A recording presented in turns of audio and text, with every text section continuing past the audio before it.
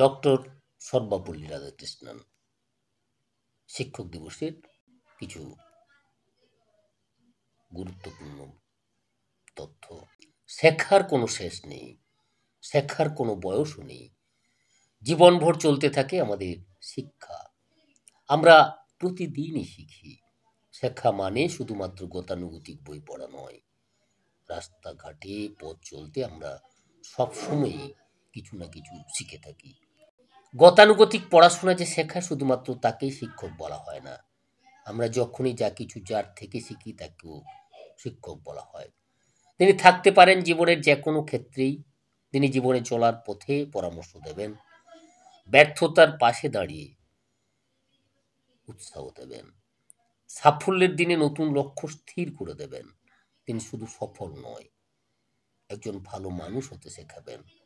তাই জীবনে চলার পথে আমাদের প্রথম শিক্ষক হলো মা বাবা। ভারতে শিক্ষক দিবস পালন করা হয় 5ই সেপ্টেম্বর।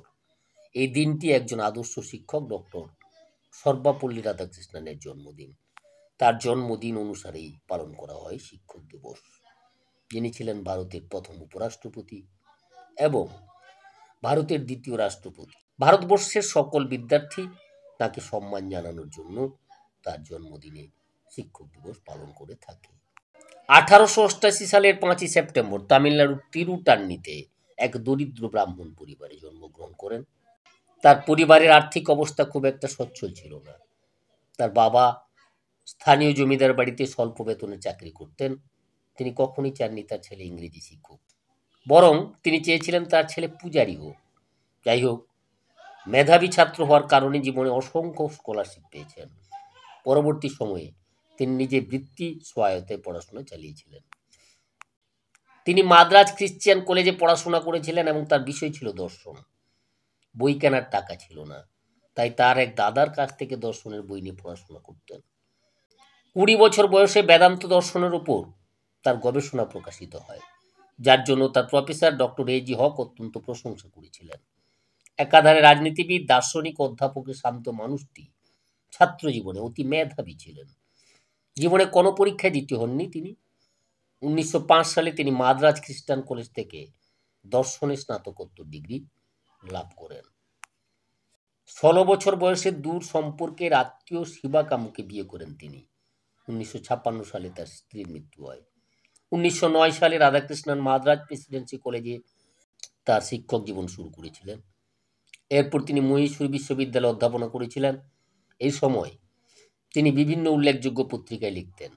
সে সময় তিনি লেখেন তার প্রথম গ্রন্থ the philosophy of Rabindranath Tagore, দ্বিতীয় গ্রন্থ the rising of religion in contemporary philosophy, প্রকাশিত হয় 1920 সালে। ছাত্রছাত্রীদের কাছে অসম্ভব জনপ্রিয় ছিলেন তিনি। তিনি কলকাতা বিশ্ববিদ্যালয়, অন্ধ্র বিশ্ববিদ্যালয়, বেনারস হিন্দু বিশ্ববিদ্যালয়ে অধ্যাপনা করেন। দেশ বিদেশের বিভিন্ন বিশ্ববিদ্যালয় থেকে তিনি অধ্যাপনার জন্য আমন্ত্রিত হয়েছেন। 1952 সালে তিনি উপরাষ্ট্রপতি হন, কিন্তু তার আগে 1946 সালে ইউনেস্কোর দূত হয়েছিলেন তিনি। এরপর সোভিয়েত ইউনিয়নে ভারতের দূত ছিলেন তিনি। 1962 সালে রাষ্ট্রপতি হন তিনি। রাষ্ট্রপতি হওয়ার পর তার ছাত্ররা তার জন্মদিন পালন করতে চাইলে তিনি বলেন, জন্মদিনের পরিবর্তে 5ই সেপ্টেম্বর যদি শিক্ষক দিবস উদযাপিত হয় তবে আমি বিশেষ রূপে অনুগ্রহ লাভ করব। সেই থেকে 5ই সেপ্টেম্বর ভারতের শিক্ষক দিবস। বিশ্বের দরবারে তিনি অতি জনপ্রিয় দার্শনিক অধ্যাপক হিসেবে পরিচিত ছিলেন। 1931 সালে তাকে ব্রিটিশ নাইটহুড উপাধিতে সম্মানিত করা হয়। 1954 সালে তাকে ভারতরত্ন উপাধিতে ভূষিত করা হয়। 1975 সালের 17 এপ্রিল তিনি ইহলোক ত্যাগ করেন।